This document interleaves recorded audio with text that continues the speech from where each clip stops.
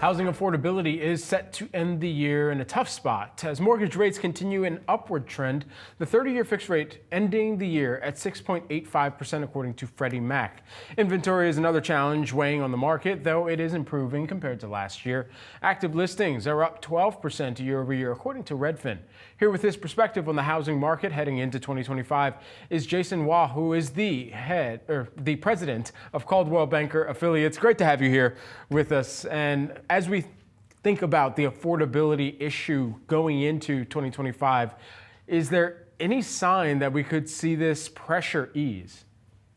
Yeah, well, Brad, thank you so much. Great to see you. Happy holidays to you. Certainly, there are some leading indicators that support some optimism as we end 2024 and transition into 2025. We've seen pending home sales growth consecutive the last 3 months.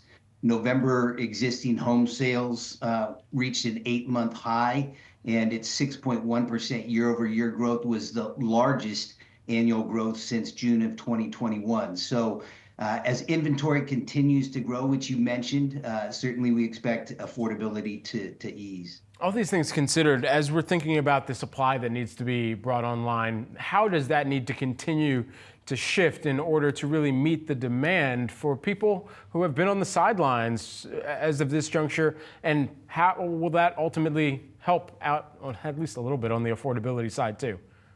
Yeah, you hit the nail on the head. And certainly it's not a demand issue. Again, those numbers that I just reported certainly support there's enough demand. Supply is the issue.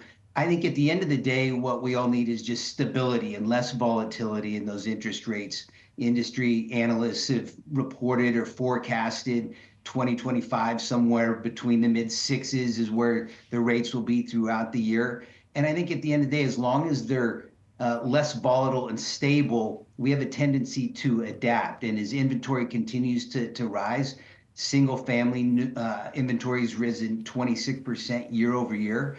That's still about 15% fewer than same time 2019. So there's some room to grow there in the supply. But we've seen some growth in consumer confidence, and the last National Association Home Builder Housing Market Index shows builder sentiment still positive, and its expectations on future sales actually reached a 3-year high. You know, as you think about the luxury side of the market here, it seems like there continues to be more optimism for affluent buyers. What are some of the top trends that you're seeing there?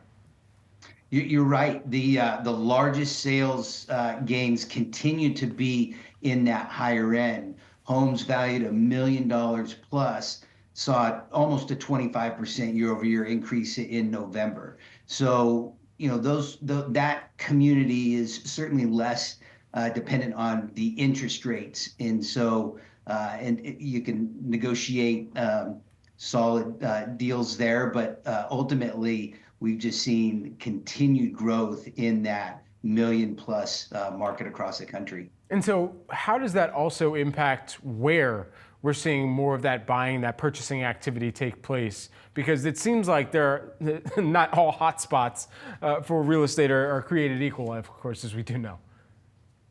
Yeah, you know, that's one thing that we've really tracked the last couple of years, and it'll be interesting to see that movement if there finally is that shakes loose, is that migration patterns that we've seen from the Northeast to the South or the Midwest to the Southeast.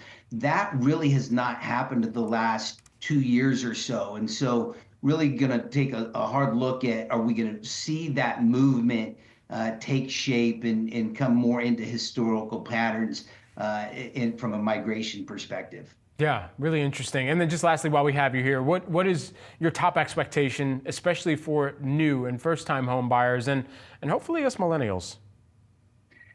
Well, again, I think we'll continue to see inventory and that supply grow, which will be a good thing across any price point. I expect, and there's no reason to doubt any other industry and analysts, that we'll continue to see price appreciation at a decelerated pace, and expect a modest increase in home sales. So up across the board in 2025, but will be modest. Jason Waugh, thanks so much for taking the time here with us. Really appreciate it.